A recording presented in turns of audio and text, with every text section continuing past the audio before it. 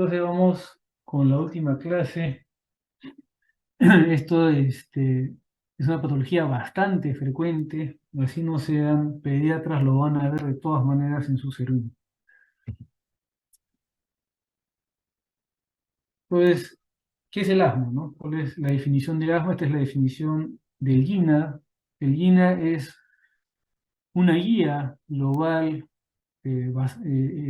basada en medicina en evidencias, es una guía para el manejo y control del asma, reconocida a nivel mundial. Y la guía ha sido actualizada justamente este año, ¿no? Entonces, ¿cómo lo definen ellos? Como una enfermedad heterogénea, cuyo cuadro clínico va a ser consecuencia de la inflamación crónica de la vía aérea inferior. Y este cuadro clínico, lo característico, van a ser la presencia de sibilancias, tos, disnea y opresión torácica, ¿no? Sensación de opresión torácica. Pero la característica del asma es que varía en cuanto a intensidad durante el tiempo, ¿no? No es un cuadro clínico fijo. Y de hecho, la prevalencia de asma ha ido aumentando a lo largo de las décadas en el mundo. Y fíjense ustedes, este es un estudio bastante interesante en el cual se comparó prevalencia de asma en diferentes países del mundo. Esta es la prevalencia de asma en edad escolar. Y fíjense ustedes, Perú estaba acá arriba, entre los 10 primeros países con mayor prevalencia de asma en el mundo. 10 años después hizo una actualización de este estudio y Perú seguía dentro de los 10 países con mayor prevalencia de asma en edad escolar. O sea, es una patología definitivamente bastante frecuente. Y más Lima es una ciudad con una alta prevalencia de asma en edad pediátrica. Y de hecho, todas las estructuras de la pared bronquial están implicadas en el cuadro de asma, ¿no? Es el epitelio bronquial, el músculo liso, obviamente, que es lo que produce la constricción, el endotelio, incluso el sistema nervioso de la mucosa bronquial interviene en el asma.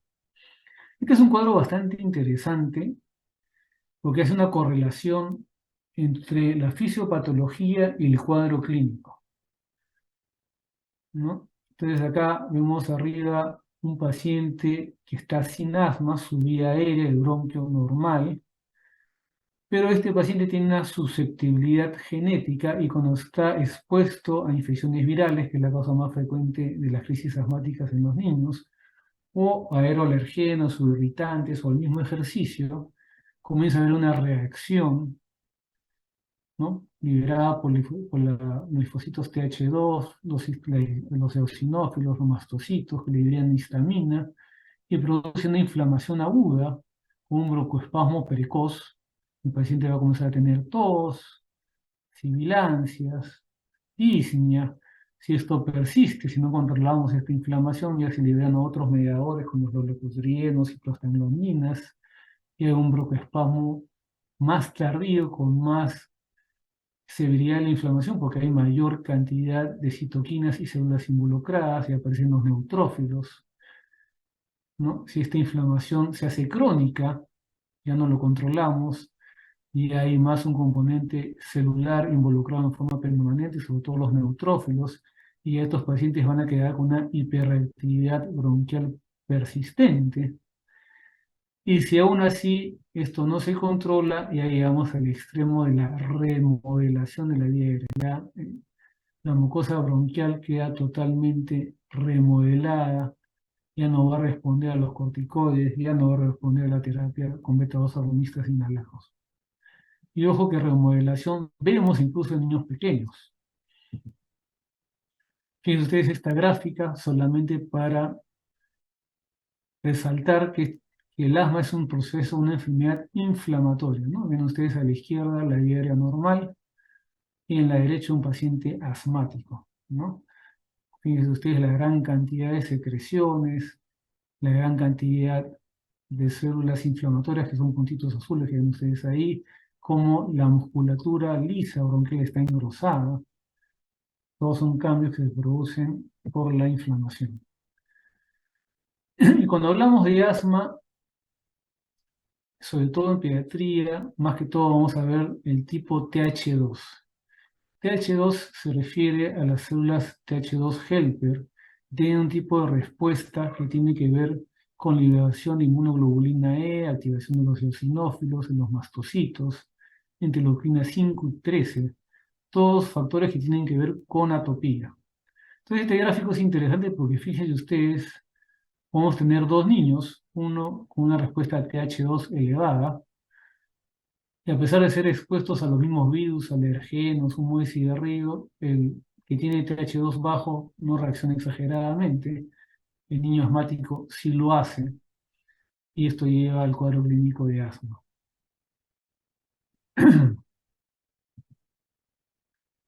De tal manera que podemos tener varios fenotipos de asma, la alérgica, como les digo, es la más frecuente en pediatría, y algo que estamos viendo con mucho mayor frecuencia en adolescentes es el asma asociada a obesidad.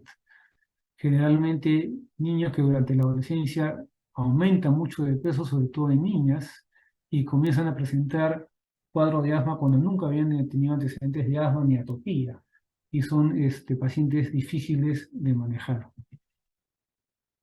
Y algo importante en relación también a la respuesta TH1 y TH2, si ustedes recuerdan, nosotros nacemos con linfocitos TH0, y si tenemos exposición o no a agentes microbianos y sus productos, vamos a tener una desviación de nuestra respuesta de linfocitos T hacia TH1. O sea, si tenemos exposición a microorganismos y sus productos, vamos a tener más una respuesta TH1. Y si hay ausencia de esto, vamos a tener más respuesta de TH2, que es de tipo atópico. Entonces, este gráfico resalta la importancia del medio ambiente, pero no solamente como su papel, con su papel en la causa de exacerbaciones o crisis asmáticas, sino también como inicio de la enfermedad. Es así que se ha demostrado en todo el mundo que, por ejemplo, niños que nacen en ambientes rurales tienen mucho menor riesgo de desarrollar asma y alergia frente a aquellos niños que viven o crecen en la ciudad. Y básicamente esto se debería, o se ha comprobado que se debe a que los niños que viven o nacen en zonas rurales están expuestos a mayor cantidad de microorganismos y sus productos. Entonces, actualmente lo que se está viendo es tratar de identificar qué productos son los que tendrían este efecto protector para de alguna manera alterar la historia natural del asma y la atopía. Y algo que también está bastante en boga es que también la contaminación ambiental ha aumentado el asma y la atopía en las ciudades, ¿no? De hecho, está probado que aquellos niños que viven, por ejemplo, cerca a una carretera o una pista de alto flujo o mucho tráfico, tienen mayor riesgo en forma significativa de hacer asma, solamente por el hecho de vivir cerca a la pista. De tal manera que el asma que vemos nosotros finalmente cuando tenemos al paciente en el consultorio o en la emergencia va a ser el resultado de una interacción compleja entre el medio ambiente uterino, los genes fetales, los genes maternos, que van a dar un inmunofenotipo neonatal que a su vez es alterado por la interacción con el medio ambiente externo, hasta que llegamos a tener un fenotipo de asma. De tal manera que ustedes, cuando se habla actualmente de asma, se debe pensar en asma como un síndrome, no como una enfermedad, sino como un síndrome, el cual va a englobar características fenotípicas, o sea, características que nosotros podemos medir, observar, ¿no? Como dificultad respiratoria, sibilancias, ¿no? Así que vamos a hacer una similitud con otro síndrome, por ejemplo, síndrome anémico. Podemos tener anemia, un niño que sospechamos que tiene anemia porque está pálido, está hipoactivo, tomamos un valor de sangre y tiene hemoglobina baja. Pero este fenotipo puede deberse a varias causas, varias o distintas fisiopatologías, y acá es lo que se habla de endotipos. ¿Y por qué es importante el endotipo? Porque depende de la fisiopatología, el paciente va a responder o no a un tratamiento. Si seguimos con el ejemplo de anemia, la causa más frecuente del síndrome anémico es la ferropénica, ¿no? La nutricional. Entonces le damos un suplemento de hierro y el niño va a mejorar. Pero no es la única causa de anemia. Por ejemplo, tenemos anemia falciforme, ¿no? En el cual la fisiopatología es totalmente distinta y por más hierro que le demos a este niño, no va a mejorar. Y algo importantísimo, o lo más importante, diría yo, cuando estamos frente a un paciente asmático, es hacer el diagnóstico diferencial. No todo lo que es sibilancia es asma, y mucho menos en pediatría. Entonces, diagnósticos diferenciales frecuentes, la bronquiolitis, que habitualmente es el broncoespasmo en niños menores de 2 o 1 año, por infecciones virales, es un episodio aislado, causa más frecuente virus sincicial respiratorio, eso no es asma. Las neumonías, la tuberculosis pueden ir con sibilancias, obviamente van con tos, obviamente van con dificultad respiratoria, y esto no es asma. El coqueluche, la Bordetella pertussis, ¿no? En el cual el diagnóstico diferencial nos va a ayudar con la tos en salas o croup. Pacientes que tengan antecedentes de prematuridad pueden presentarse en el consultorio como asma y en realidad lo que son displásicos. A menor edad, mayor posibilidad de que la causa de sibilancia sea una malformación congénita en la vía aérea. Por ejemplo, tenemos un neonato, ¿no? Un neonato que tiene sibilancias, lo último que se nos debe ocurrir es que ese paciente sea asmático, lo más probable es que sea una malformación congénita. Patologías más raras, como fibrosis quística, que son alteraciones genéticas que van con cuadros respiratorios de sibilancia, tos productiva, neumonías o disquinesia ciliar primaria.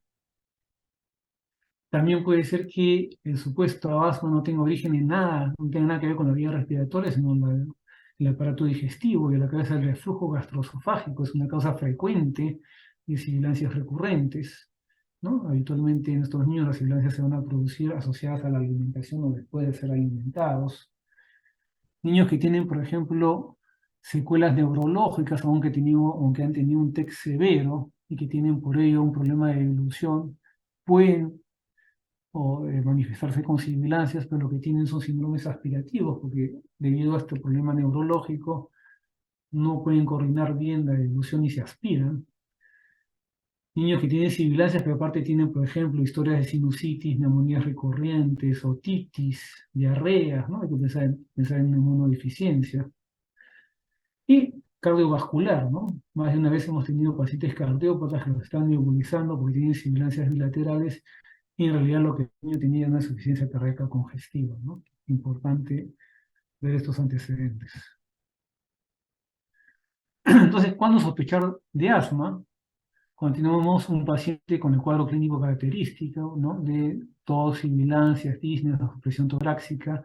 Y recuerden ustedes que estos síntomas varían son variables durante el tiempo, también varía la intensidad. Habitualmente el asma, los síntomas de asma empeoran en la noche y por eso la mayoría de las emergencias de asmáticos son en la noche.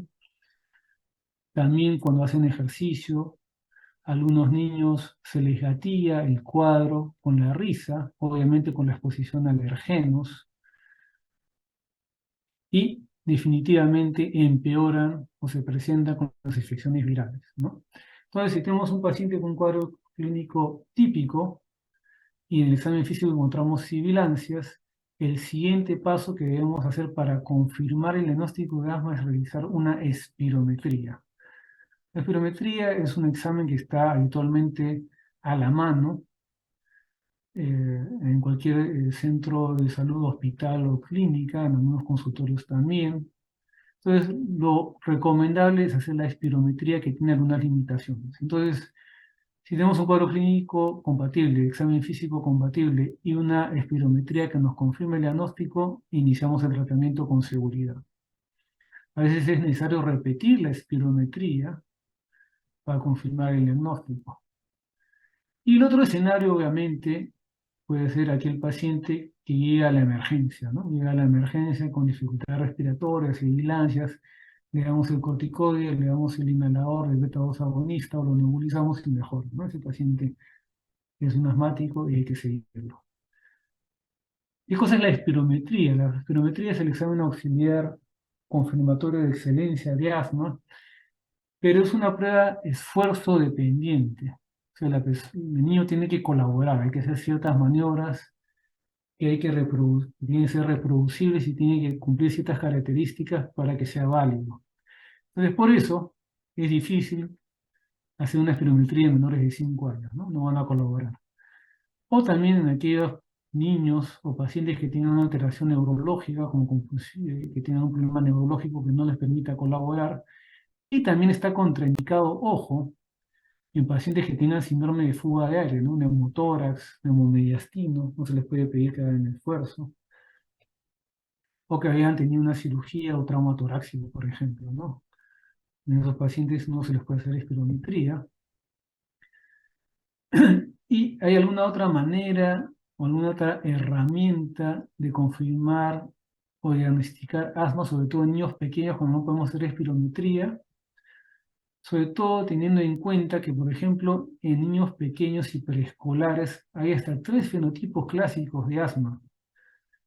Porque hay niños que comienzan a tener sibilancias desde temprana edad, pero a los 2, 3 años dejan de tener sibilancias, a los cuales se llama clásicamente los transitorios precoces. Y eventualmente estos niños tienen sibilancias frente a infecciones virales. ¿Por qué? Porque tienen una función pulmonar disminuida, pero conforme van creciendo mejoran y dejan de tener sibilancias. Aquellos pacientes que comienzan a tener sibilancias alrededor de los 2, 3 años de edad y dejan de tener a los 6 años.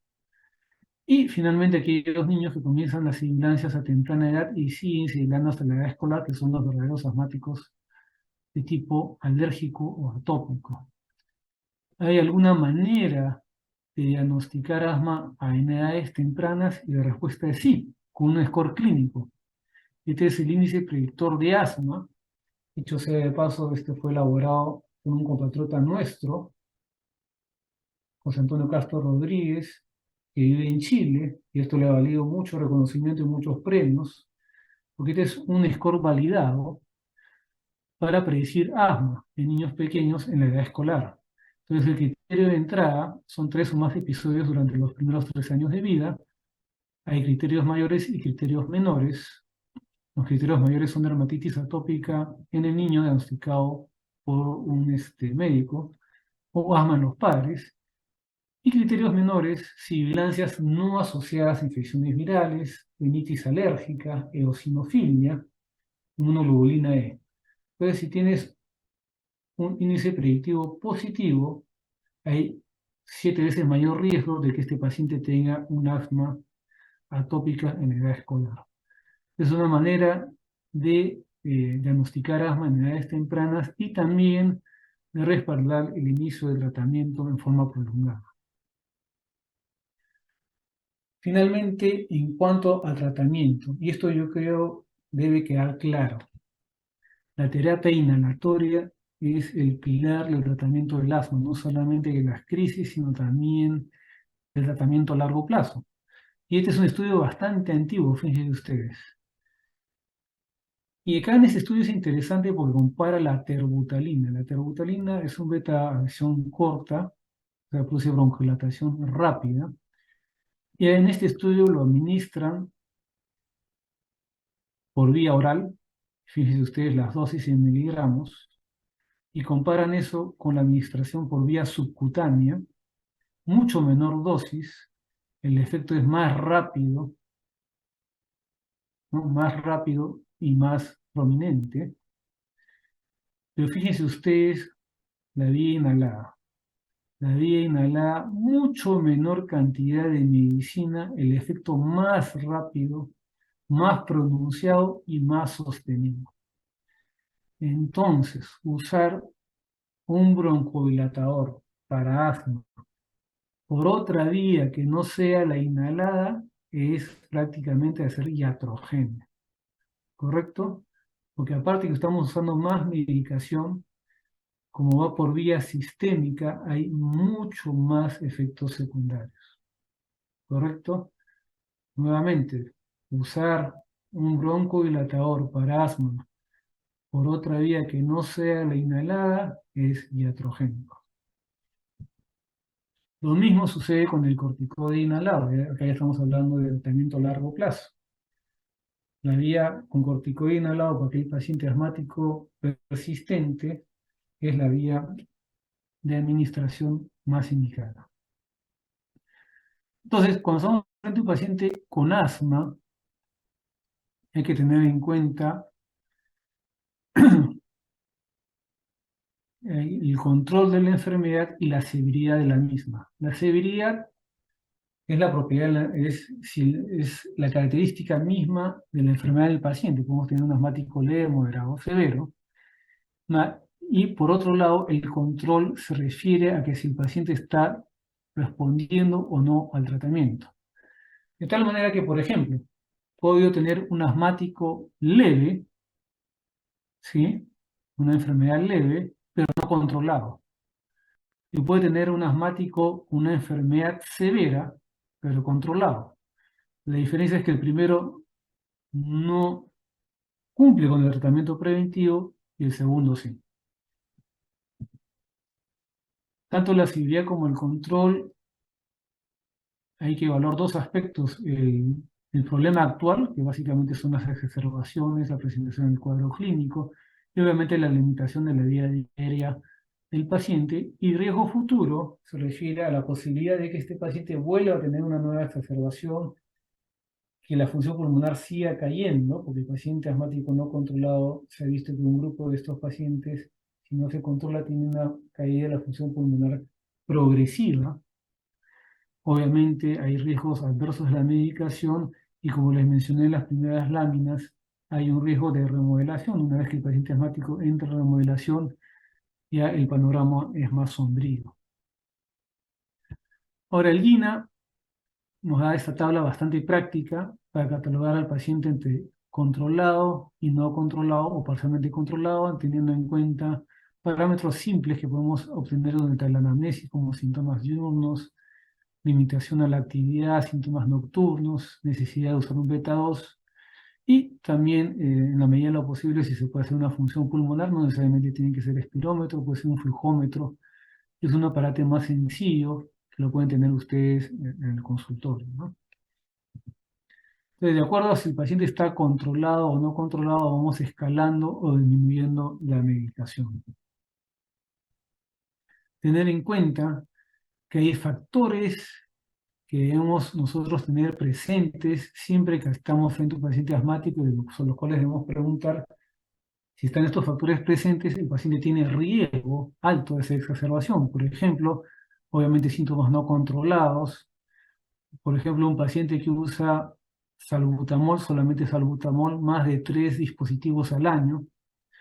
Un paciente que ha tenido una función pulmonar baja, paciente que tiene mala adherencia o no usa adecuadamente el inhalador. Eso es importante preguntar siempre en la consulta. Uno, la adherencia, y segundo, la técnica de inhalación, ¿no? Un paciente que es obeso, la obesidad, que lo estamos viendo cada vez más en niños, es una epidemia ya, paciente obeso, asmático, mayor riesgo de definitivamente que va a tener exacerbación. Pacientes con diagnóstico de rinitis alérgica o de rinosinusitis no tratadas van a tener mayor riesgo de presentar una crisis asmática en el futuro. Pacientes que están expuestos al tabaquismo, ¿no? Padres fumadores, terrible para el niño, por más medicación que le demos, no va a controlar su asma, va a estar en riesgo permanente de presentar una crisis de asma, ¿no? Es un gráfico, ¿no? Pacientes que usan más de 3 inhaladores al año, fíjense ustedes, tienen mayor riesgo de hospitalización en visitas de emergencia, mayor riesgo de necesitar o de ser indicados con corticoides sistémicos. Los pacientes en general prefieren usar el salbutamol o el beta-2 de acción corta frente al corticoide inhalado. ¿Por qué? Porque cuando lo utilizan sienten el alivio inmediato, ¿no? Entonces, ese es el problema con todos los pacientes crónicos, ¿no? Muchos pacientes con enfermedades crónicas, no solamente el asma, es difícil la adherencia, ¿no? Pues cuando se sienten bien, dejan de tomar la medicación, ¿no?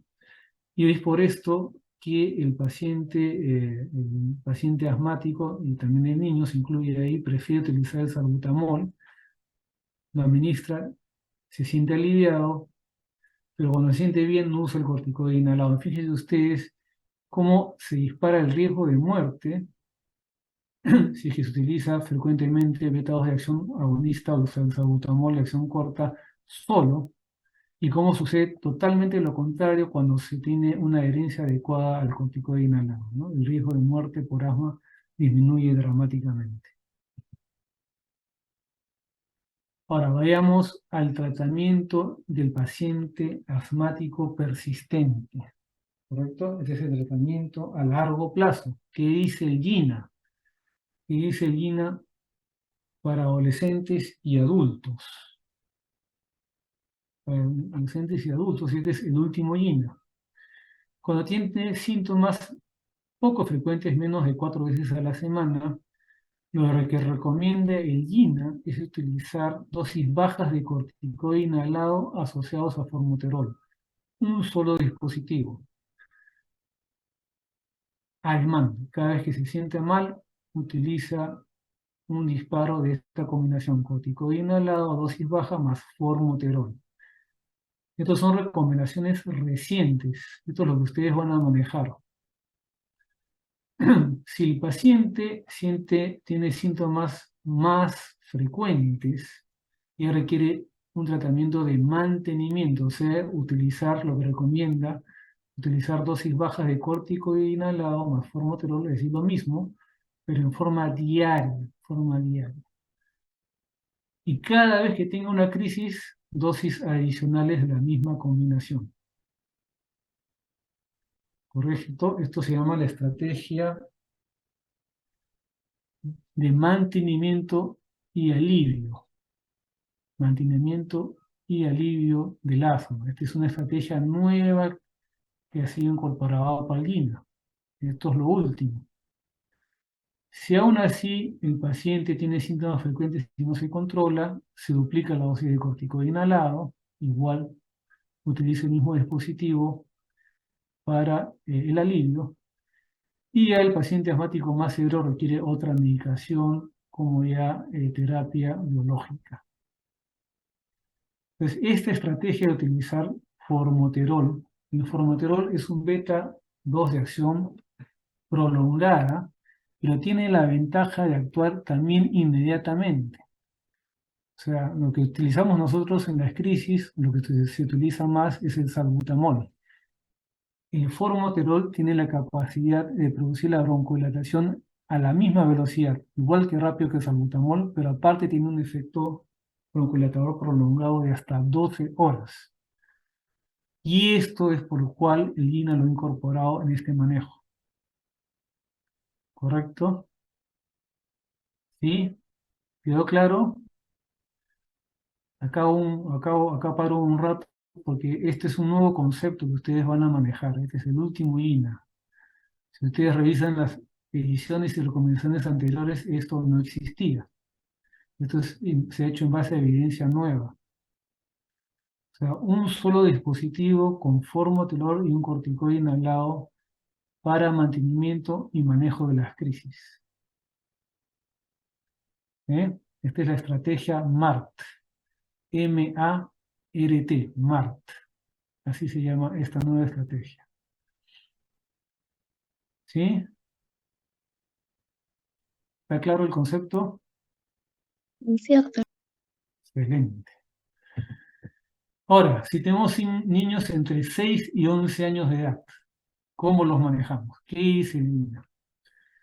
Si tenemos síntomas menos de 2 veces, o sea, poco frecuente, menos de 2 veces al mes, acá, esto también ha cambiado, lo que recomienda el GINA es utilizar dosis bajas de corticoide inhalado, pero con un SAO, o sea, salbutamol. O sea, a esta edad, menores de 11 años, todavía no está respaldada con evidencia suficiente la estrategia que les acabo de mencionar para los niños, para los adolescentes. Entonces, si tenemos un niño menor de 11 años, que no es persistente, que tiene sus crisis de vez en cuando, lo que recomienda el INA es utilizar un corticoide. ¿Aló? 저 아이는 어떻게 처리할까요? 한번 지켜봐. 우리